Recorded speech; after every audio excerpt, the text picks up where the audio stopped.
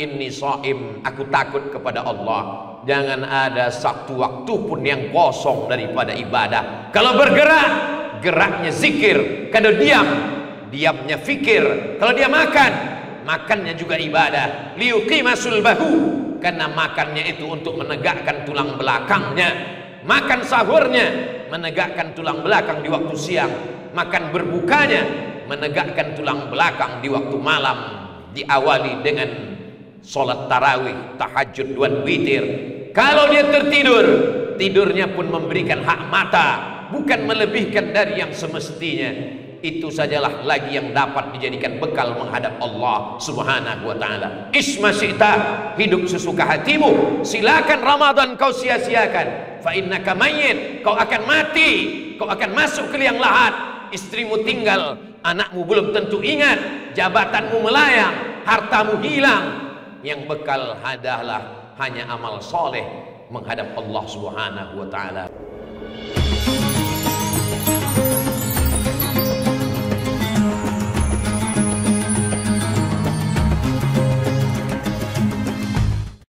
Inna Allah wa malaikatahu yusalluna 'alan nabi ya ayyuhalladzina amanu sallu 'alaihi wa sallimu taslima. Allahumma salli 'ala Muhammad, Allahumma salli 'ala sayyidina wa maulana اللهم صل على سيدنا وحبيبنا وشفيعنا وذخرنا ومولانا محمد.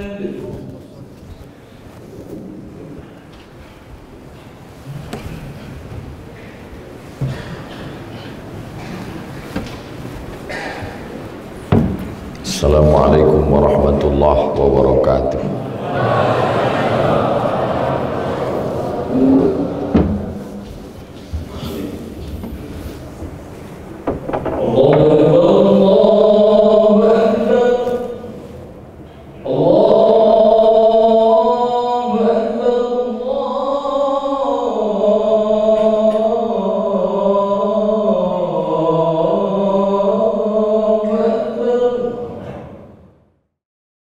Alhamdulillah, wassalatu wassalamu ala rasulillah Sayyidina wa maulana Muhammad ibni Abdillah wa ala alihi wa sahbihi wa man tabi'ahu wa mawalah.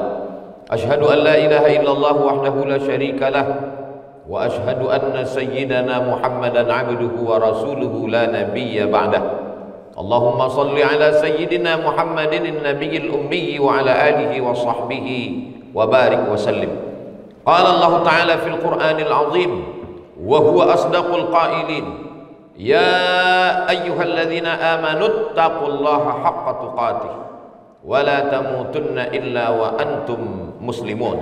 Wa qala ta'ala fi ayatin ukhra, ya ayyuhalladzina amanu taqullaha wa qulu qawlan sadida yuslih lakum a'malakum wa yaghfir lakum dhunubakum wa man yuti'illaha wa rasulahu faqad faza fawzan 'azima. Ibadallah, usikum wa nafsi bitaqwallahi wa ta'atihi faqad fazal muttaqun. Jamaah Jumat yang dimuliakan Allah subhanahu wa ta'ala, banyak manusia, tapi ada beberapa yang dipilih Allah untuk membawa berita besar. Berita besar itu bernama naba. Orang yang membawa berita itu disebut dengan nabi. Di antara nabi-nabi itu ada yang diangkat Allah menjadi rasul.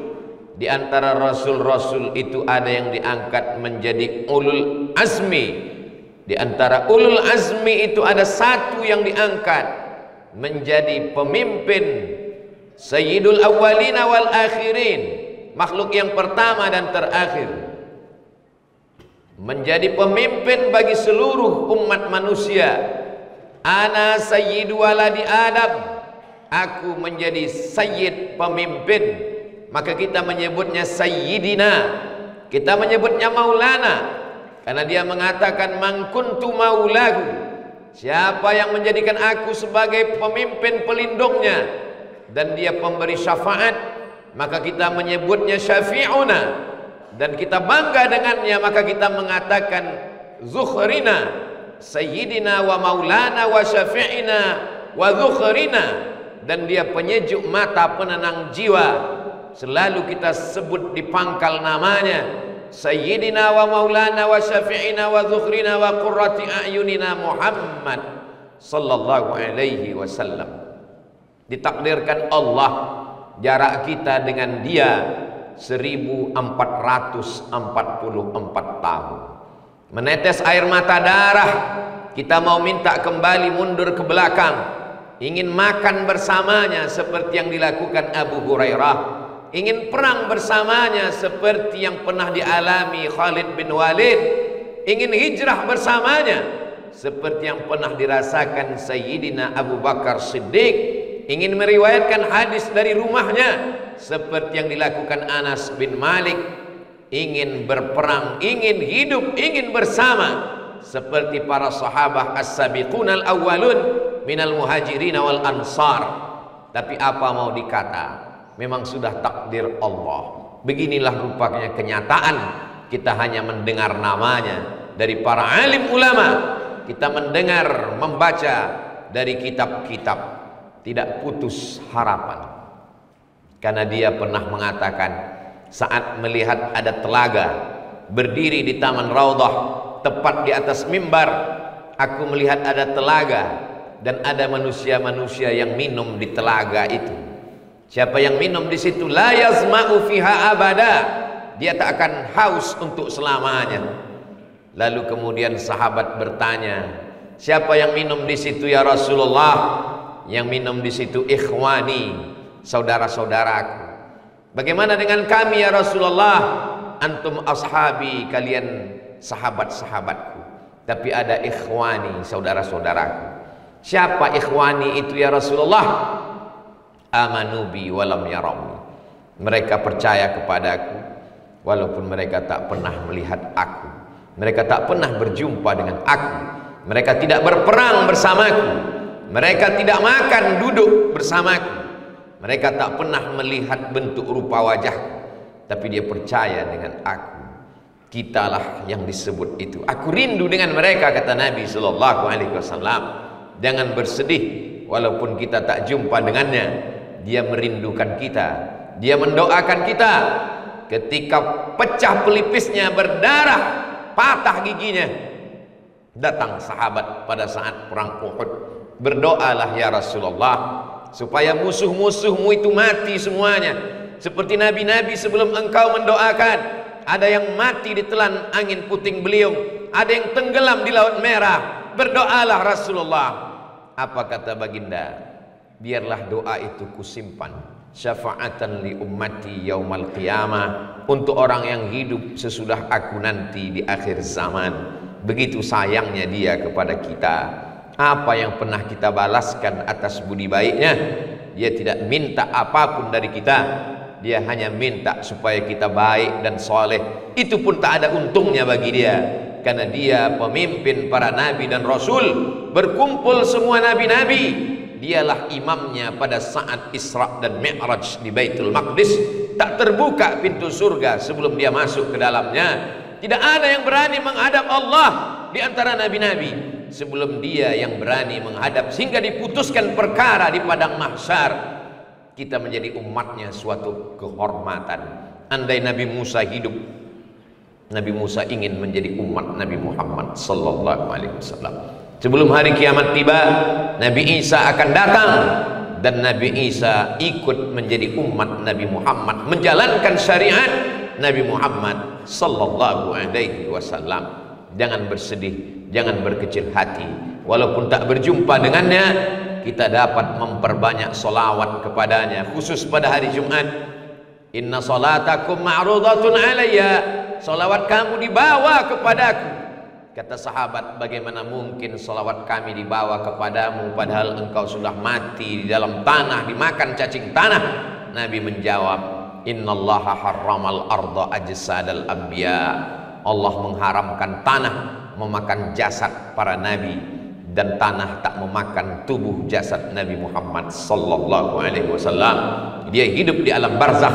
Itulah mengapa kita mengucapkan salam dalam sholat kita. Ratusan ribu pulau jarak antara kita dengan kuburnya, kita tetap mengatakan assalamu alayka ayyuhan nabiyyu wa rahmatullahi wa barakatuh. Seakan-akan kita berhadap-hadapan dengannya, berhadapan saat tahajud malam, berhadapan saat awal hari subuh, berhadapan saat matahari naik duha, berhadapan saat matahari tergelincir zuhur, berhadapan saat matahari redup asar, berhadapan saat matahari tenggelam maghrib, berhadapan saat sempurna malam isya, sebelum tidur bersolawat, berharap-harap dapat berjumpa dengannya walaupun hanya dalam mimpi. Tapi layakkah mata kita yang banyak dosa itu melihat wajahnya yang penuh dengan cahaya kemuliaan? Mata kami terlalu hina ya Rasulullah. Tapi putus harap tak boleh ada pada hamba Allah yang beriman. Lepas satu pegangan, tak berjumpa dengan Sayyidul Anbiya wal Mursalin, masih ada satu Sayyid lagi. Dia adalah Sayyidul Bilad. Banyak permukaan bumi, tapi ada satu bumi yang sangat mulia. Kalau kita salat di atas tanah itu sama dengan 100.000 rakaat di tanah yang lain. Dia adalah Sayyidul Bilad, Makkah Al-Mukarramah. Dari Makkah ke Hudaybiyah 20 km, dari Makkah ke Padang Arafah 22 km, panjangnya hanya 42 km. Manusia yang ingin datang ke sana, min kulli fajjin amiq, dari lembah yang sangat dalam, sampai musimnya pada tanggal 8 Zulhijjah, 9 Zulhijjah mereka berkumpul di Padang Arafah. Tanggal 10 mereka bertolak menuju Musdalifah dan Mina, melontar jumrah tanggal 10, 11, 12 dan 13. 4,7 juta umat manusia berkumpul di tempat yang sama. Apa yang akan terjadi tahun ini? 1 miliar orang-orang kaya mempersiapkan uang agar dapat datang ke negeri itu. Betapa tidak adilnya Allah. Seandainya yang bisa sampai hanya orang-orang yang punya uang saja, maka kemuliaan tidak hanya bagi mereka yang punya uang. Mereka yang uangnya banyak, silakanlah datang ke Sayyidul Bilad, negeri yang paling dimuliakan Allah Subhanahu wa taala. Nabi Ibrahim berhijrah ke sana. Sayyidina wa Maulana Muhammad sallallahu alaihi wasallam dilahirkan, dibesarkan, dikucilkan, terusir dan kembali ke kota Makkah Al-Mukarramah pada tahun 8 Hijrah. Fathu Makkah, pembebasan kota Makkah. Berduyun-duyun datang ulama dari Nusantara melaksanakan haji dan umrah ke Baitullah. Mereka tidak pulang ke kampung halaman. Mereka belajar fikih, mereka belajar hadis, mereka belajar akidah. Mereka kembali ke tanah air mendakwahkan syariat Islam. Apa mau dikata? Zaman kita tak sama dengan zaman mereka. Mereka dulu cukup datang menaiki kapal kayu, bahtera dihembus angin sampai ke pelabuhan Jeddah. Setelah itu mereka pun naik unta menuju kota Makkah Al-Mukarramah. Hari berganti, musim berubah, tidak lagi semudah yang dibayangkan. Tapi kita tidak mengutuk nasib, kita tidak menyalahkan Allah. Memang ini sudah takdir kita. Dua sayyid sudah terlewatkan. Sayyidul Anbiya wal Mursalin tak dapat dijemput karena zaman yang begitu jauh. Sayyidul Bilad, Makkah Al-Mukarramah, Ummul Qura, induknya segala negeri, pun tak dapat didatangi karena ongkos yang terlalu mahal. Lepaskah harapan? Allah selalu memberikan harapan-harapan. Masih ada satu sayyid lagi. Dia adalah Sayyidus Syuhur, induk dari segala bulan. Muharram, Safar, Rabiul Awal, Rabiul Akhir, Jumadil Awal, Jumadil Akhir, Rajab dan Sya'ban, Syawal, Zulqa'dah dan Zulhijjah. Dialah satu-satunya bulan yang disebutkan dalam Al-Quran, disandingkan dengan Al-Quran. Syahrul Ramadan alladzi unzila fihi Al-Quran. Kalau Sayyidina Muhammad terlewatkan, tak dapat berjumpa. Kalau Sayyidul Bilad Makkah terluputkan karena tak bisa datang, jangan sampai Sayyidus Syuhur Ramadan pun terlewatkan. Inilah hari-hari penantian yang dirindukan oleh wali-wali Allah, nabi-nabi Allah, orang-orang soleh. Apa doa Nabi Muhammad sallallahu alaihi wasallam? Allahumma barik lana fi Rajab wa Sya'ban. Berikan kami berkah di bulan Rajab, berikan kami berkah di bulan Sya'ban. Wa ballighna Ramadan. Sampaikan kami ke bulan Ramadan. Apa doa Sayyidina Umar ibn al-Khattab? Allahumma atina wa la tahrimna. Jumpakan kami dengan Ramadan. Berikan Ramadan kepada kami, jangan sampai kami tak dapat Ramadan.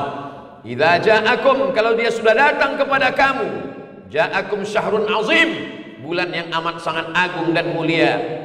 Futtihat abwabul jannah, dibukakan pintu-pintu surga, kabar gembira. Wa ghulliqat abwabun nar, ditutupkan pintu-pintu neraka, kabar gembira bagi orang beriman. Wa suffidat asyayatin, setan-setan dibelenggu karena kekuatan iman orang yang berpuasa. Makanannya halal, dia tidak makan. Minumannya halal, dia tidak minum. Istrinya halal, bisa dia tahan. Maka seakan-akan setan terbelenggu dengan kuatnya iman orang yang berpuasa. Jangan sampai sayyid yang ketiga ini melewati kita. Sayyidul Anbiya wal Mursalin sudah berlalu, Sayyidul Bilad sudah terlewatkan. Tinggal satu harapan, Sayyidus Syuhur, bulan suci Ramadan. Kalaupun itu lewat juga, apalagi yang bisa kita jadikan bekal menghadap Allah subhanahu wa ta'ala.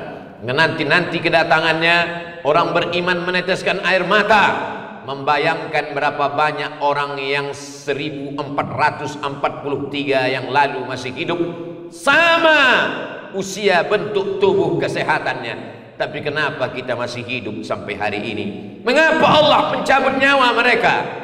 Alladzi khalaqal mauta, Allah yang menciptakan mati, wal hayata, Allah yang menciptakan hidup, liyabluwakum ayyukum ahsanu amala, Allah ingin melihat siapa yang paling baik amalnya.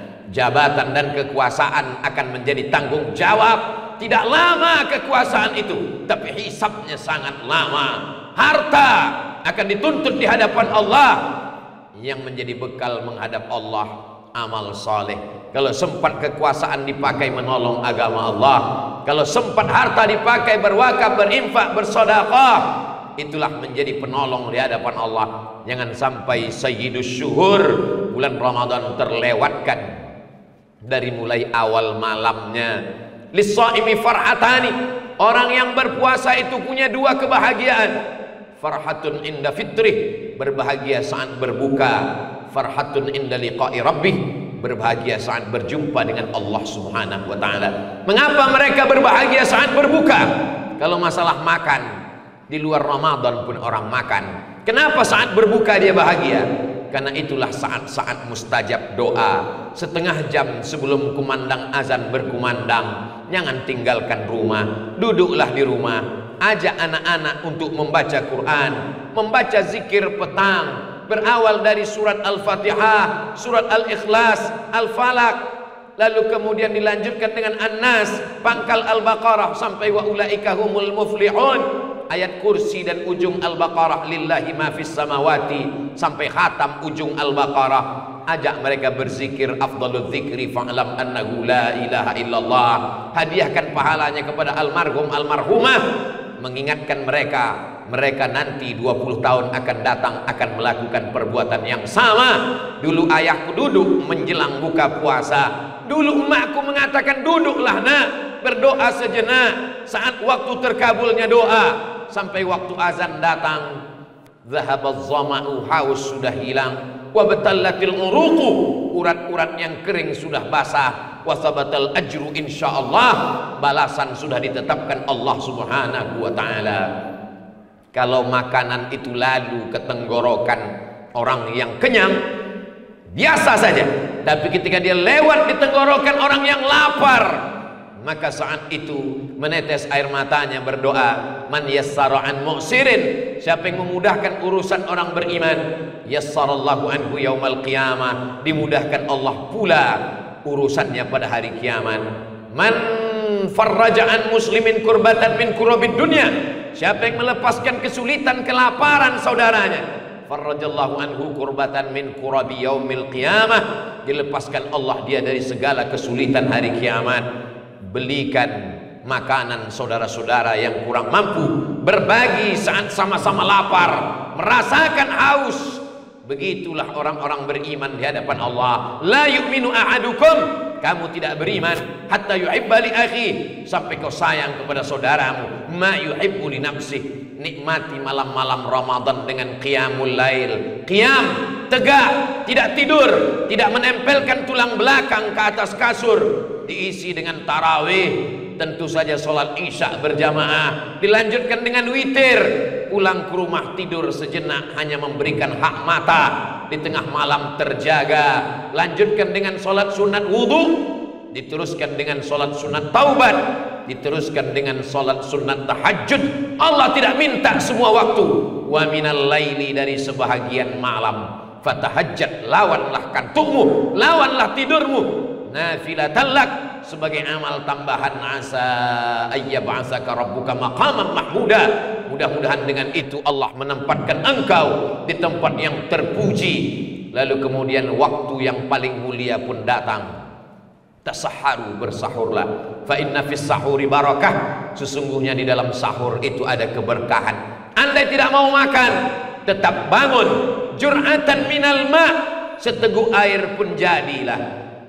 Substansinya bukan makan dan minum, substansinya adalah membiasakan untuk bangun malam yang selama ini sibuk dengan hiruk pikuk dunia.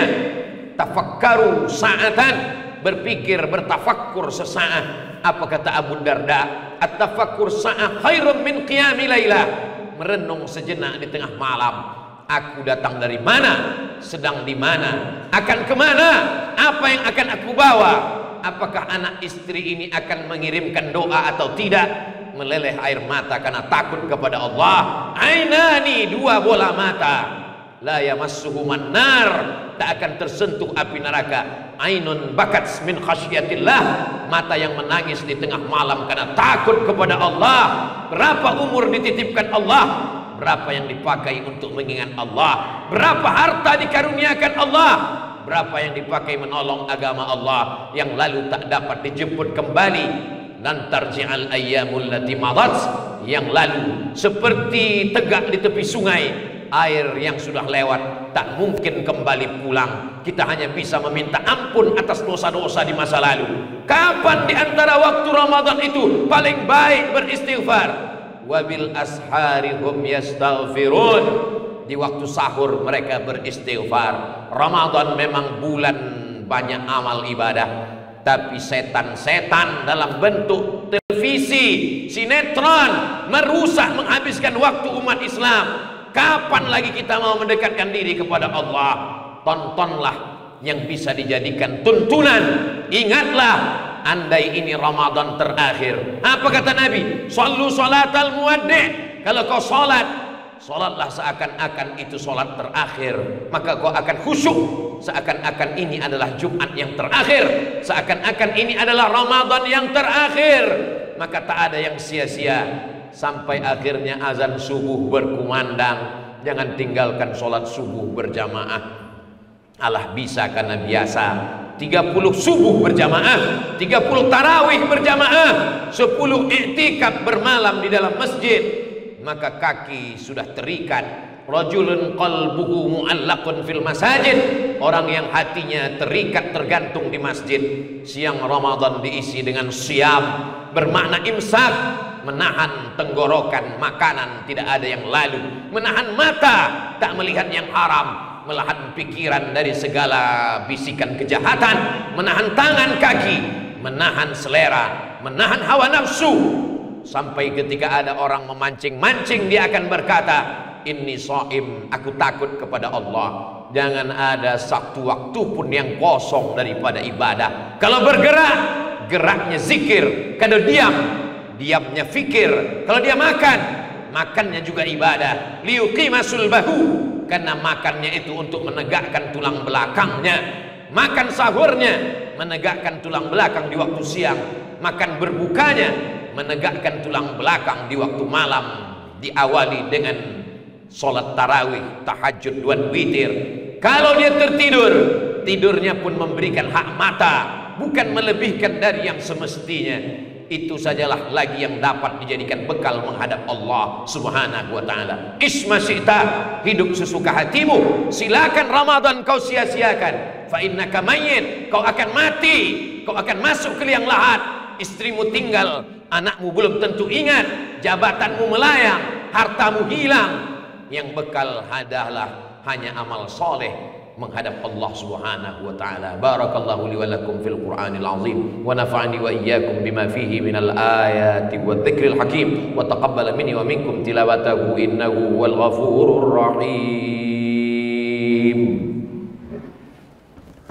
Allahumma shalli ala sayyidina Muhammad wa ala alihi wa sahbihi wa sallim